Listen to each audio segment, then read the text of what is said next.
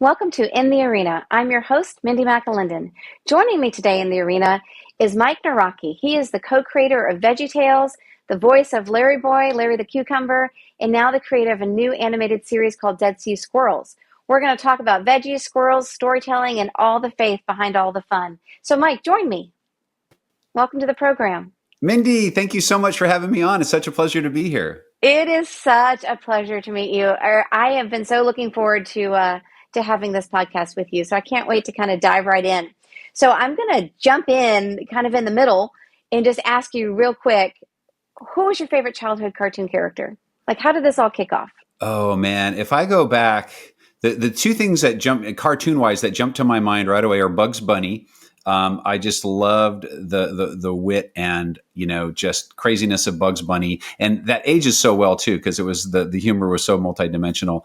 And then oddly enough, Speed Racer. Oh, So I was a big Speed Racer fan, and I think I just loved to watch Speed Racer and then get on my big wheel right after that and race around the neighborhood. So there was just something about that that. is, I feel like Speed Racer was like early anime, the way it was Yeah, kind of yeah, drawn. definitely anime. And at Yeah. the time, I was living in California, and they didn't have it in a lot of other areas of the country. It's kind of like regionally broadcast, I think.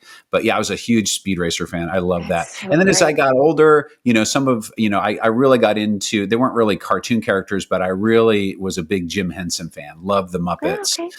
the Muppet Show, which was on TV in the 70s, and, Yeah. of course, Sesame Street and all that. So I think those are cartoon and animation wise, and those are my big influences. And then of course, Mel Brooks and Monty Python, for the adult Yeah. humor.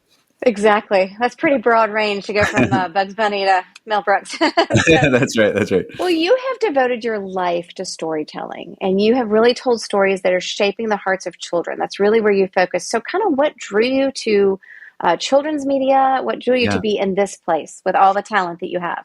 Well, thank you so much. Well, I started off having no idea that I was going to grow up to be an animated cucumber. It wasn't really something that I felt like was, a career path or even a ministry path for me. I grew up in the church, and I went forward as a 11th grader. No, I'm going to back that up. I went forward as in a youth. We had a youth convention with the Christian Missionary Alliance, which is the denomination I grew up with, in 11th grade. And I dedicated my vocation to ministry. At the time, I had no idea what that would look like because, my dad was an engineer, my mom was a nurse. I had become involved in children's ministry at church, helping out with puppets. And, I mentioned I was a Jim Henson fan. I loved doing that. And it was fun for me. I love writing songs. I kind of just had fun doing that, but I had no idea that could be a vocation or a ministry. But I decided that when I went to college, I was going to go be a missionary doctor, and Hmm. so did pre-med, and kind of followed that path. And kind of the Lord worked out a different path for me along the way. And, I ended up in animation, working in video post-production as a way to pay my way through school. And of course, with medicine, I wanted to be a missionary pediatrician. That's what I felt like. And so, as the possibility of creating a show came about with Phil Vischer, Phil's Bob the Tomato, he and I were working together and good friends and great creative collaborators. As that started to come together, it really fit like what I felt my gifts were, and kind of definitely where God was pointing me. So, yeah. So again, didn't know that this is the place that I would end up, but I'm just so thankful that that this is where God has led me, and it's just been a pleasure, serving in this way. Well, it is pretty amazing to go from, wanting to be a doctor to becoming voice of Larry Boy. So talk to me. When did you know? Have you always done voices your whole life, or did you kind of fall into it one day? How did that work? Yeah, so I was more or less a theater kid growing up. Okay. I loved being in plays. And so, in fact, in the churches that I would go to, thankfully, a little bit in school, but mostly in church, we'd have opportunities to put on musicals and plays, and I loved that. And so I think the acting portion of that kind of started to develop at an early age for me. And then with puppetry, our church became, just started doing more Sunday morning puppetry for kids, and I got involved in that, and sort of, and the older I got, the taller I got, and so and the more awkward I felt on stage, and so puppets for me were a way to retreat and not feel awkward and still be able to make people laugh, and so. So that's kind of how I got into doing voices, is through puppetry. And of course, I went to a small Christian college for my first year and a half out of high school. And that's where I met Phil Vischer.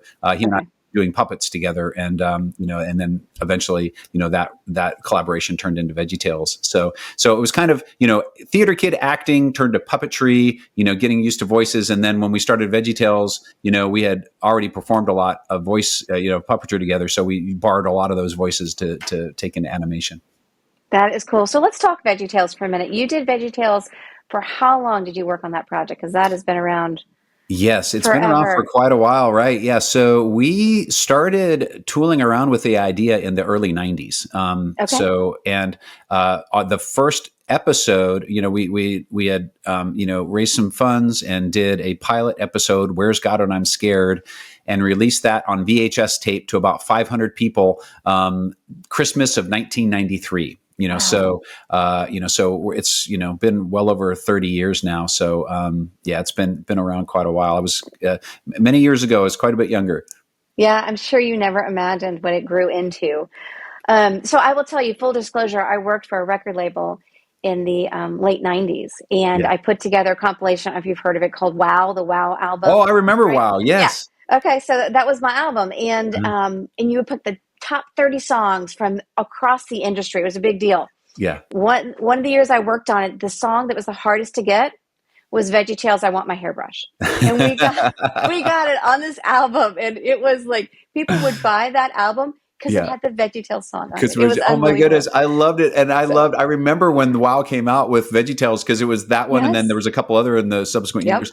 And that was such an honor. It's like, wow, we made WoW. Yeah, it was amazing. And I tell you what, I mean, you have to think, if you're the Christian artist that just made it on WoW, you're going to be like, what? Veggie Tales? It was fantastic. But that was the hardest song to get that year. I remember that. That's so fun. What inspired Larry Boy? Did he come from any particular superhero? You mentioned Speed Racer, which I don't see him, Speed Racer in him. But you mentioned Bugs Bunny, so maybe. So where did he come from? So Larry Boy was a very Batman inspired, Okay. So so a superhero who doesn't really have any innate superpowers, like a Spider-Man or, a Superman would, but, he just relies on technology and, and his butler or, his scientist back at home, developing all these gadgets. And so that was the idea. And it first came about, I think, with Dave and the Giant Pickle, on the countertop. Larry, as a countertop gag, Larry was feeling kind of not very special because, he couldn't do anything special. And so that kind of led to, with little guys can do big things with God's help. That was the theme of David and the Giant Pickle. And so, but it was just a really fun character. Phil developed that. And then later we thought, man, it'd be fun to do. And, Batman started to pick up and get really popular. It'd be really fun to do kind of a Batman spoof or send off with Larry as Larry Boy, where we could just have this, really kind of semi-serious, poke at, the superhero genre. And it was great. So we did, Larry Boy and the Fib from Outer Space, and then Larry Boy and the Rumor Weed, and Larry Boy and the Bad Apple. So, and then the League of Incredible Vegetables was another video that we did. But I really love that character, but it's very, very, very Batman based. And is that the only voice on Veggie Tales that you do, or do you do several?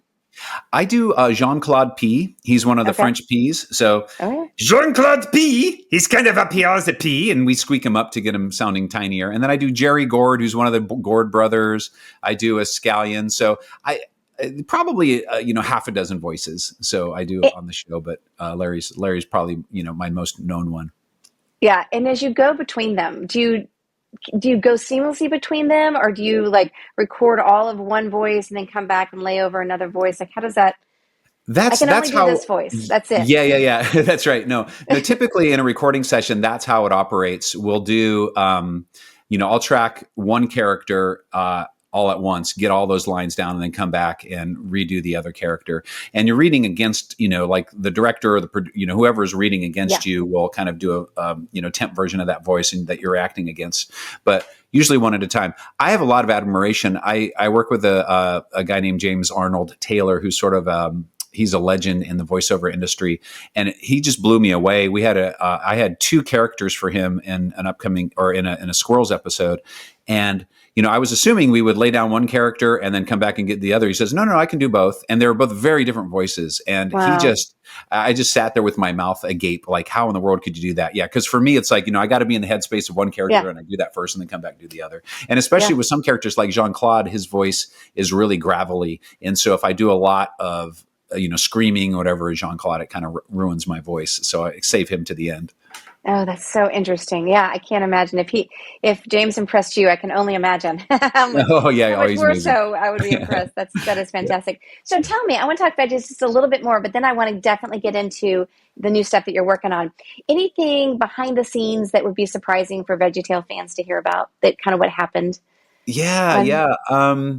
Yeah. I think, some people are, with, maybe I have a few examples, like with silly songs. Some people would be surprised that, how some of those came to be and how they changed, over time. Like I remember the Hairbrush song, which is the first silly song that I wrote, it started off, where I was actually looking for a razor to shave in the morning, and I couldn't find it. And so I started kind of doing this little, operetta to myself. Oh, where is my razor? Or where is my razor? So I was just singing it. And then I was like, oh, great. I got this new song. So I went in, I pitched it to Phil, and I said, hey, I got it. I got a great song. And he was like, are you nuts? You can't, sing about razors to kids. yeah. And so then, of course, it's like, well, all right, Hairbrush. All right. That has Yeah. the same amount of character. And so, those kind of things. And I remember Endangered Love, Barbara Manatee. I think if I move my head over this way, let's see, is my camera? Oh, my camera's not tracking, but I've got like a big, a solid oak manatee over there.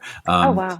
That started off as a completely different thing before it turned into, Larry watching a soap opera. So it's all these things that, just an idea, the way idea starts out isn't always the way it ends up. And those are kind That's of fun great. stories.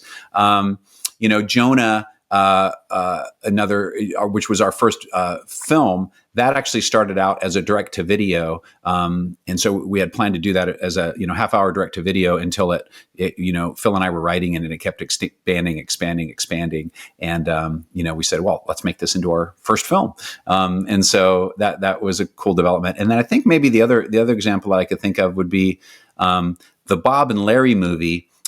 Which was the origin story of how Bob and Larry met and got their own TV show. After we finished Jonah, Phil had written an entire feature film script about that story, but we went through a big, kind of a reorganization and everything, and that project got shelved by the new ownership. So sort of a lost story that maybe will be told one day. Lost in the vaults somewhere. That's right. Okay, so one more question on veggies, and then I promise we'll move on. It's just so fun Yeah. to talk to you about VeggieTales because we all grew up with it. My kids grew up with it. It's just I'm sure you hear that all the time. I love it. Yeah. So if you had to pick one VeggieTale episode that every kid should watch, what would it be and why? What would it be? It's tough, or it It's could be tough. a movie. Yeah. An episode. It may depend on the kid, too, like, Yeah. who the kid is and, where I think, the first one that comes to mind is the one that I just love so much. Little Joe, is the story of Joseph, which I think as a Bible story is just such a fascinating story. And it just lends itself really well to, being told as a movie, as a Western, so I think that was a really fun episode, really, really great humor, but really great heart. So that would be one I would recommend. Maybe if it's a little girl, recommending that. Esther, I think was, I've heard from little girls like Esther was a favorite, with a female hero. That was another really fun one. So yeah, if I did, yeah. So I would pick, boy, girl, I'd pick those two. Okay. All right. Thank you. Yeah. So, VeggieTales, as you mentioned or alluded to earlier, it kind of went through some restructuring. It went through some big issues, right? It exploded, and then it kind of went into disarray. And that Yeah. had to be difficult for you to transition from that and to say, where do I go next? How do I Yeah. create something else as big as that Yeah. got? What's your second, how do you make a second act after your first act was VeggieTales? Was VeggieTales. Yeah. So for me, like, we went through a big reorganization back in the early 2000s. And, Phil and I lost control of the company. I elected to stay on as an employee of the new company, Big Idea. And we moved from Chicago down to Franklin, Tennessee. So I moved with my family down here and largely, got to do the same thing, for the next 12 years or so, 12 to 15 years, creating VeggieTales episodes. And just am really thankful, even with VeggieTales to get that new act, that second act to keep creating, because, people still loved it and they still wanted more. And I just loved telling those stories. And then in 2016, we had gone through a couple of different changes in ownership. Classic Media out of New York was acquired, who bought us out of bankruptcy, was acquired by DreamWorks Animation. So worked for DreamWorks for a while. And then DreamWorks was acquired by Universal. And that happened in 2016. And when that happened, Universal shut down the home video units of both DreamWorks and Big Idea.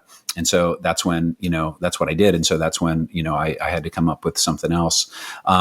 But yeah, it was really, I felt, I tell people that at that point, I'd spent about 25 years becoming a really good animated cucumber, quite possibly one of the top 5 in the Southeast. Yeah. So, I'll give you that. Yeah. So it was really hard and difficult to say, okay, God, what do I do now with my life? But I had this idea for another show that had been kicking around in my head for quite some time. I had another opportunity to go back to school to get my MFA. And be, at Lipscomb University here in Nashville, and be the artist in residence there. And so I really felt like God was opening these doors, and so I pursued those things and was able to kind of develop and kind of follow both of those paths at the same time. And so I ended up getting an MFA and teaching, but then also developing a book series through Tyndale, and then being able to merge those and actually create the animated series based off the book series out of the university as a production hub. And this is Dead Sea Squirrels that we're talking about. This is Dead Sea Squirrels. Okay. Yeah, Okay. This is Dead Sea Squirrels, along with Steve Taylor, whom I work with, and who's my producer on the series. So yeah, it was just an incredible. I just looking back and see how God has worked through this whole. This whole thing has just been incredible for me. So, but yeah, it was. Going through all those changes was difficult, and I feel like. For me, just that illusion that the illusion of security apart from God is the biggest lesson that I learned. It's like, okay, well, you can have all this success in the world, but there's not really security there if it's apart from the security that you find in God. And so He's just been faithful and taking care of me, taking care of my family through all of those changes. Yeah, that is a big change. So let's talk Dead Sea Squirrels. Yes. I don't know the book series at all. So tell me, what's the premise of this story? All right. So a little boy named Michael, he's 10 years old. He's spending this summer with his dad, who's an archaeologist, at the Dead Sea. And Michael wanders into a cave with his buddy Justin, who he's brought along with him. And they run across 2 salt-encrusted, dehydrated squirrels. They have no idea how they got there, but Michael thinks that they would make super cool vacation souvenirs. And so he sticks them in his backpack and smuggles them back home with him to Tennessee. In order for them not to stink up his room, he sticks them on his windowsill, opens the window, goes to bed. That night it rains, and they end up these kind of petrified, salinated squirrels, rehydrate, desalinate, and reanimate. And it's Merle and Pearl Squirrel, who we find out are a couple of squirrels who lived in Galilee during the time of Christ, who took a little raft ride down the Jordan and got stuck at the Dead Sea. But they've been preserved in sea salt for 2,000 years. But when Michael and his buddies go through, stuff that they go through as 5th graders, Merle and Pearl are able to speak wisdom into their lives based off of their experience with Jesus and the disciples. So it's a great way to bring biblical truth and stories into kind of a modern day telling. Every every book has a flashback scene that goes back to Bible times where we tell that story and the theme of that story that kids can then incorporate into the problems that they have, in the modern day. And then the series kind of moves into the second half where Merle and Pearl actually get squirrel napped, brought back to Israel, and Michael and his family are chasing them around modern day Israel, try to rescue them. And in doing so, they retrace the life and ministry of Jesus. So we, can see, kind of that whole path through the actual geography of where it happened. And so it's a great teaching tool, I think, for kids in a very clear layout of the gospel. So that is pretty amazing, the way that the creativity in what you just said, right? I mean, I could totally see my boys picking up a dead squirrel and saying, I'm going to take it home as a souvenir. Like, I could totally see that happening.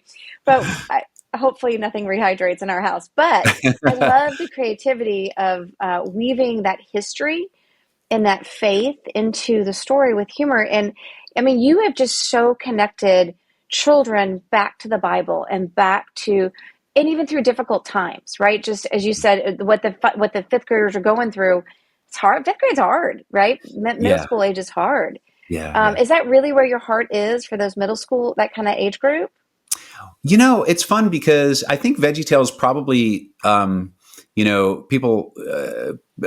kind of, they'll try to kind of categorize, okay, what's the age group for what you're working on. One of the things, like Bugs Bunny, it's like, okay, yeah, Bugs Bunny's for little kids, but it's also for older kids and it's also for adults. I mean, it's got a humor that sort of, kind of spans generations. I think VeggieTales was like that too. I feel like VeggieTales was, in some ways, a theme. The themes and the lessons were geared toward 5-year-olds. But they were told in a way that were entertaining enough for the whole family, And so, so I think Squirrels maybe hits a little bit older sweet spot, but I'm hoping that it reaches, younger kids and older kids. But the main character, Michael, Merle and Pearl, the squirrel characters, but the main human character, Michael, is a 10-year-old, and based that off of, the experience that I had with my son, in that kind of range of his life, and which I just thought was so much fun. So yeah, so I feel like kids, I've never wanted to tell stories that were targeted or dumbed down for kids. I've wanted to make sure that the lessons are can really be understood by kids and in language that they can understand. But then I think if you can tell a story well, like multiple ages can really enjoy it. So that's what I hope to do. Now, is it hard to kind of be sure that you keep the education part in your stories when you're writing them and not just like run away with the entertainment? I think it would be very difficult to just not just get so involved in the fun of it. Right. Lose sight. Is it hard, or have you kind of mastered that? I mentioned I teach screenwriting and at Lipscomb, and I talk to my students a lot about the concept of dramatic argument. And the thing about dramatic argument is it really you're following a character through a process of change along a theme, and so that character then, who rejects, he's either in rejection or ignorance of that theme initially, but he comes to embrace that theme, by the end of the story. And you demonstrate that through action. So he now is demonstrating that theme. He's taken it to heart through action. And I think that's what effective storytelling can do, is it can make that dramatic argument in a way that is emotionally compelling. And so you're not making a rhetorical argument of, okay, I've got my 3-point sermon or my, my ABC that I'm trying to, educate with or communicate with. Those things are important, but you're connecting on a heart level with an audience, and those other things sort of fall in place as your character's changing as you're making that argument, if that makes sense. That does make sense. That's very interesting. Is it hard as a creator to keep control of your faith-based content? I mean, you went to secular companies, right? And even with Veggies, was it hard to keep control over that content? It is in a way, and I think regardless of it's faith-based or not, I think it's as a creator in media, it's hard to keep control of your content, just because especially well told stories tend to be expensive, and so you're looking for capital, and typically people with money want to have something to say about what they're putting their money out for. So in that sense, that becomes a challenge. But I think, if you can have great characters, tell great stories, and reach an audience, I've found over the years, people, just folks who want to invest in that, and particularly people of faith who say, yes, I think this is important for our culture. I want to invest in this. The world needs more great stories with biblical values. It has been difficult, but there's finding people that you can trust both on the creative end and on the business end has been really invaluable. Gotcha. And so tell me a little bit more about where I can find Dead Sea Squirrels. So I know it's a book series, but I think you also said it is in animation. That's right. Correct? Yes. How do I see it? How you see it? So, book form, it's available wherever you buy books. You can go to Amazon and look for it there. And there's 12 books out currently in the first kind of batch of Squirrels. And it's a serialized story, and so it takes place. It's a larger story that takes place over 12 books. So have heard such great things. The books are doing really well, and just have heard such great things from parents who have reluctant readers as kids, and just love picking up the books and finding out what happens next. So that's been a lot of fun. Animation wise, we are streaming on Minnow, which is the number one streaming service for Christian kids content, and so that's been a wonderful partnership. We've also been working with the Wonder Project, if you're familiar with the House of David, which is now on Amazon. We went into partnership with them first initially as the funders of the series, and then also working along with Minnow. So just great teams, people who really care about getting Christian content out to families that is of really high quality level. So we couldn't be more thrilled to be partnered with them. Yeah, that sounds like a great outlet. So any other projects on the horizon? Well, so we're actually starting on Dead Sea Squirrels season 2. Okay. And so, so we're, I've signed, Tyndale is the publisher that I've done my Dead Sea Squirrels, first 12 books through. So I've signed a deal for 12 more books. So I'm in the process of writing those books, and then we're doing the screenplay adaptations, and we've started, we're actually working on our first episode of season 2 now. So we're hoping to get that, released sometime later next year. That is great. And so we talked a lot about the impact that VeggieTales has had on just generations, literally, of people, of children. And hopefully Dead Sea Squirrels will have a similar ongoing impact. But is there one thing that you look back on your life and you kind of say, that was the moment that changed everything? Oh my goodness. That's a tough one. Yeah. Just in terms of the feedback that we got from somebody. Sure. Yeah. We had a little girl named Christina, and she was such a precious little girl, Christina Barrett. And I've actually, remained friends with her dad. But she, through the Make-A-Wish Foundation, her wish was to be in a VeggieTales episode. Oh my goodness. And so knowing that was just such a powerful thing. Out of anything a kid could wish for who had a terminal illness, she wanted to be in. VeggieTales was meaningful enough that she wanted to be in it. And so we wrote in a part for her in League of Incredible Vegetables, and she came in, and we had no idea how she was going to do. Whatever she would do in her voice, it would have been great, but she just nailed it. She did such a great job as little Christina P. Had a couple lines and just really nailed it. Had a great time. And that was just really special for all of us. And, she's with the Lord now, but just knowing, that was so meaningful for her just kind of spoke to the power that, story has and how, what type of influence that can have on a kid's life.